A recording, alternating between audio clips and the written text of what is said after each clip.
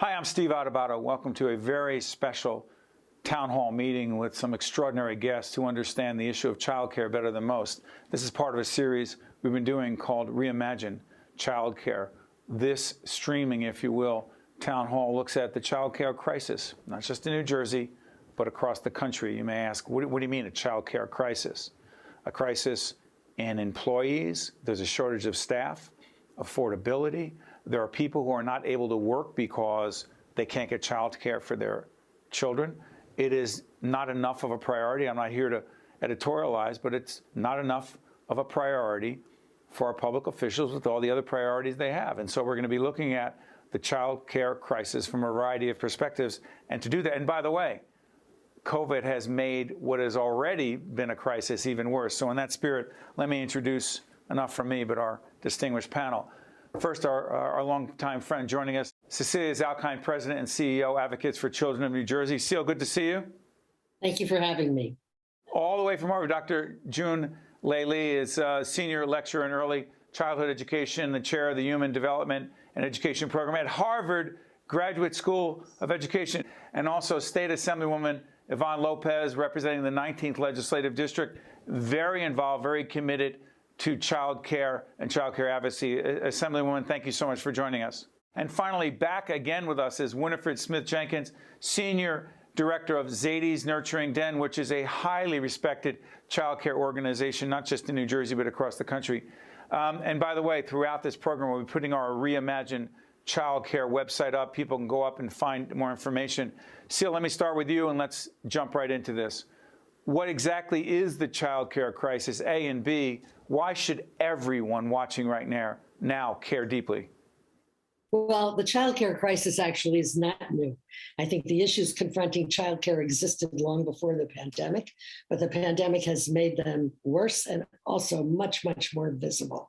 Issues around how parents can find affordable, high-quality care, how programs can support themselves in a time of great stress when there are businesses that don't have a lot of financial wherewithal to support themselves, and the pandemic has certainly exemplified that. And I think the most critical issue is the child care staff. This is a staff that has been undervalued and underpaid for years. And I think as things reopen in our state, and there's a greater demand for child care programs, which you'll hear today, are struggling to hire staff back, for staff to return or hire new staff. And it's important, not just to the families who need it, but to our state. This is essential to our economy. Doctor, I want you to jump in here. You're listening to Seal talk about child care professionals, the workers, the frontline folks, not being appreciated enough. A, why do you think that is, Doctor? And B, what do we specifically and precisely need to do about that? And one of the reasons we have the Assemblywoman on is because she's going to talk about her legislation dealing directly with that. Dr. Lee, please. Well, I think the work of caring professionals in general tend to be undervalued. Historically, women tend to fill that particular role. And in the childcare sector, we have women of color that fills that role in a significant way.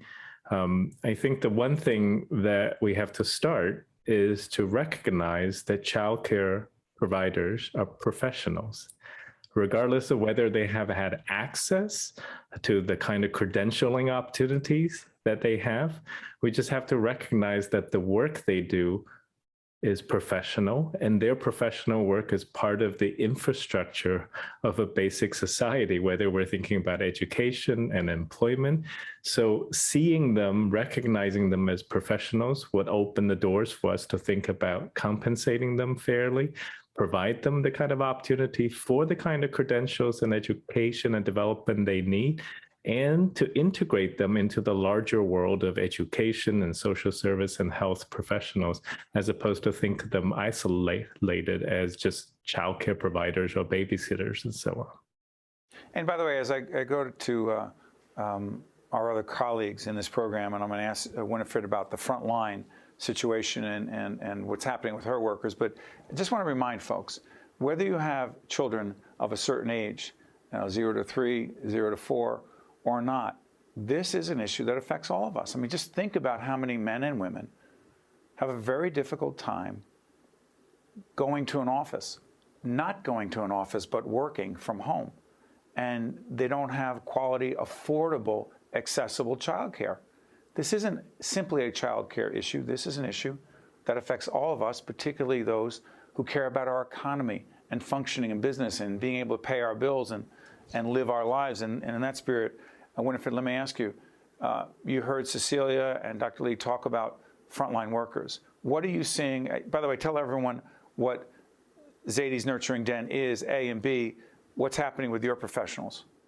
So Zadie's Nurturing Den is a family-owned and operated childcare center that educates children from 0 to 6 years old. Pre-pandemic, we employed over 90 people, 96% which were women of color or immigrants, and 4% which were white. We cared for and educated over 350 children. Currently, those numbers look totally different, and that's part of the problem, right? It's a problem of staffing shortages. We have at least 8 empty classrooms at one of our facilities, 4 empty classrooms at another facility. The undervaluing and underappreciation, because again, 90% across the industry and workforce, 90% of which are women. Society doesn't seem to place a lot of value on the care and education of young children. Do you think people understand, like say, okay, argument's sake, they're underappreciated, they're undervalued, but do you think most people understand the impact of those professionals in the childcare world being unappreciated, undervalued? Because it's a devastating impact. Winifred? I don't. I think that if you just go back to just the basic job description, right? Right. The women in the classroom, and men too if they're there, but early care and educators, they're to develop an effective learning environment that builds a foundation for language, cognitive skills, and social emotional functioning in a developmentally appropriate manner. So we're literally setting the foundation for a child's entire life. Children make the most gains between 0 and 5 than they'll ever make across the board, right? So I don't think that people understand the true impact of what the profession brings to society. By the way, I'm going to go to Dr. Lee in a little bit to talk about the long-term educational implications of a child not having quality, accessible, affordable childcare. But Assemblywoman, let me ask you, your personal connection, A, to childcare, and B, we'll talk about your legislation. Why do you care so much? As a former CEO of a preschool here in Perth Amboy, I saw childcare and how devastating it was before the pandemic. And now after the pandemic, we're in a deeper crisis, right? I remember days when the parents would drop off the kids and they would be rushing because they would have to get to work, and they would not swipe their cards. So we found that to be a pattern. And what we did was we assigned one of my staffers to come to the front lobby to help the parents with swiping the cards. And this is all subsidy-driven childcare, by the way. My preschool, we had 75 students, right, ages 3 to 5. We had probably about 10 teachers, and it was difficult. We had to, the Board of Education provided the funding, $1.1 million, but we had to put in an additional $250,000 to sustain the school. So for me, childcare has always been really close to my heart. I would tell you that last year, when the pandemic started, the legislature was 100% focused on COVID-related relief, everything from rental assistance to food insecurity to utilities to telemedicine. I'm sorry for interrupting, Assemblywoman. Where did childcare fit into this discussion in the state legislature? It's always been, for me, it's always been not just for you. Yeah, for your disproportionately male colleagues. Where do you think it fit? I would tell you that once the advocates came together, they started to scream and yell and protest, right, and advocate. We all came together as a caucus and as a body. Right. Most of us in the caucus have children, right, or we have grandbabies. So we all understood the need for childcare. And Right. especially at the beginning of the pandemic, when we saw the first responders and having the childcare centers losing the children, we understood that we have to support the first responders, right? That's what we started off with. And we did a really nice job. I think we did a really wonderful job. We invested tons of money into childcare. One of the things we did in preparation for this Reimagine childcare town hall meeting is we went on Facebook and Twitter and a whole range of social media platforms. Cecilia, you and your organization put out the fact that we were doing this town hall, and we asked for questions. Some of them are on video. A whole range of them are social media questions that we have, and we summarize them, with, if you will. But I'm going to go to a video question. I believe, team, this is from Megan, correct? This is from Megan, who, she can speak for herself, but she speaks for a lot of other people in asking this question. Let's go to Megan.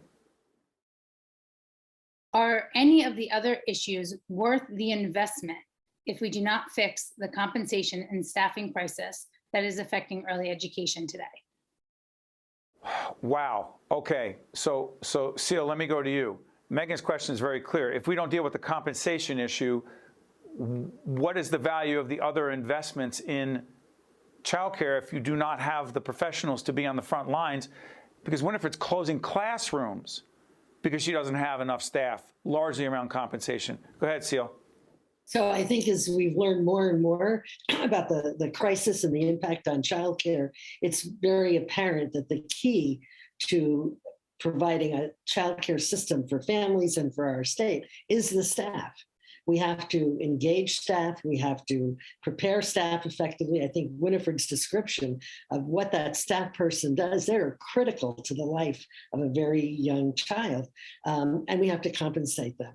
I think to me, that's the key. New Jersey has done a lot with federal money, the Federal CARES Act money, to address some of the crisis in childcare programs, parents, but the staffing issue is still one that needs to be resolved. Okay, let's stay on this. By the way, the American Rescue Plan, New Jersey received $700 million for childcare. We're going to talk about where that money has gone and where it hasn't gone and what needs to be done. But Winifred, let me follow up with you based on what Seal said. So you talked about the closing of the classrooms. What does that mean, right? What does it mean when you close the classrooms in terms of how many children and families are affected? So the fact that we are competing with Costco and Amazon for staff, right? Because they can pay higher wages, they can provide better benefits. When we can't open a classroom, you're talking about anywhere from 12 to maybe 20 students who could potentially be affected. And that's 12 to 20 families who can't get service at that location. But this is happening across the state of New Jersey. So it's a big issue. So what about if someone says, wait a minute, why don't you just raise tuition? If you raise tuition, you'll have more. Seal's laughing and the Assemblywoman's shaking her head. You just raise tuition, you have more revenue, more money to pay staff, keep the classes open, more kids get help. Winifred, you say? So childcare is one of those things that you can only charge what the market can bear. It's not funded as a public good like we think about our K through 12 schools. So we could raise tuition, but that literally a whole sector of families from low to moderate income to the working middle class, they wouldn't be able to afford it. It would literally be just for the wealthy. So let's be clear. Though people of color, people disproportionately who are struggling financially are disproportionately affected by this crisis. While everyone's affected, some are affected more than others. Is that fair? That's fair. And the other thing I would like to point out is the women who generally are working in centers can't even afford to send their children to the centers that they are working in or others without some level of subsidy help. Dr. Lee, let me ask you something. We talked about the long-term implications of a child not having affordable, accessible, quality childcare. What does it do? And we're blessed that all of our children have had that. And I see our daughter, Olivia, as we're taping this program. It's not about our kids, but just ironically taking her to her first day of middle school as we're doing this and realizing that the blessing, the gift that she had to have the experience she had as a 2, 3, 4, 5-year-old has a lot to do with her reading now. Not our daughter, anyone's son or daughter. What are the longer-term educational implications of a child not getting this kind of quality childcare at this stage of his or her development? Well, I think we can answer that question by starting to understand kind of what does high quality childcare do for children, both in the present as well as into the future. So when you think about kind of, when there are major disasters and unusual events happen, like the pandemic, like a storm system and so on, one of the things that strong, qualified childcare professionals do is they offer this protective buffer, which is the relationship that they have with children, to help children deal with, articulate, and play with the kind of stressors that they have in the here and now, right? So a lot of times we focus so much on the future, we forget like children live each day in the here and now, and that every positive relationship they have with their home families, with their caregivers outside the families, become this buffer that helps them to grow strong and positive in the moment. But then in addition to that, within the childcare and preschool setting, children learn the kind of very basic but essential skills that allow them to adapt to school, to adult life afterwards, from something as simple as collaborating, listening, sharing, or putting small words to big feelings and to be able to express all those things. All these are the fundamentals, right, of what human beings need in order to cope with the now and in order to prepare for the future. And in addition to that, Steve, it's not just the impact on the child, it's the impact on the family in the here and now, right? For families who are working, for families who are taking care of other children and elders at home, to have a safe place that they know they can entrust their children to, that their children can learn and grow while they attend to other urgent matters of what it means to be a family. All these things, I think, come together as the importance of childcare to children and to families. Well said. By the way, if you go on the website, not only steveadubato.org, but also we'll follow up with the website on Reimagine Childcare, you can see all the previous segments and programs we've done in this series around public awareness as it relates to the childcare crisis. Assemblywoman, I want to go to you. You have specific legislation down in the State House that does what, A, and B, where is that legislation as it relates to the child care crisis? So I'm currently the prime sponsor of two of the bills, which thank you to Saul and to Cynthia from ACNJ for helping me navigate through that process. And I am the second prime on Assemblywoman Moscata's bill. So I'm going to summarize those bills for you, if you like. Please, as concisely as possible. Yeah, okay. So the first one is attendance versus enrollment, right? And so attendance versus enrollment. Attendance, versus enrollment, right? Having to do with how the funding comes in, correct? Subsidies. I'm speaking about subsidies. Okay. So, the most consequential issue facing the childcare industry is that right now with subsidies, the childcare centers are being paid based on attendance and not enrollment. And from a policy perspective, public schools are paid on enrollment. And why shouldn't childcare centers be paid on enrollment? And what I'm going to do is I'm just going to quickly just summarize this for you, because we introduced the bill. It did pass the House, and it's on the governor's desk now. Right now, there's a bill that has passed both houses? Both houses. The Senate and the lower house. Yes, sitting on the governor's desk that would change the state subsidy system, and Cecilia, if I have this wrong, Assemblyman, if I have this wrong, correct me, that goes from enrollment. From attendance to enrollment for 2 years. Why is that so critical? It's very critical because there's as a former administrator, I would see some of the children would not attend school. That we're like operating on thin margins right now too also. So when the children don't attend school, we shouldn't be penalized for that. We should be paid by subsidy with enrollment. So Which is that the way we- the public schools are? Yes, yeah. But wait a minute, childcare organizations are different in the way they get state funding? Subsidies, correct. What's the logic behind that?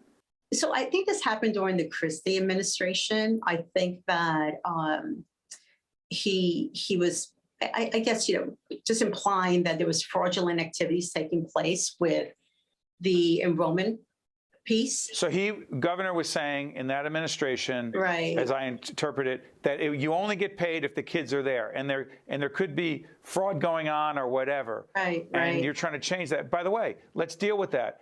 How do we protect against quote unquote fraud or abuse, and as opposed to legitimate reasons why kids are not there? So the state needs to put a process in place to evaluate the attendance of our students, right? And the enrollment of the students. And so this bill that we have right now with Moscata would require that subsidies be paid based on enrollment. You would have kind of a report, a process in place twice a year to kind of check in with the child care centers, right?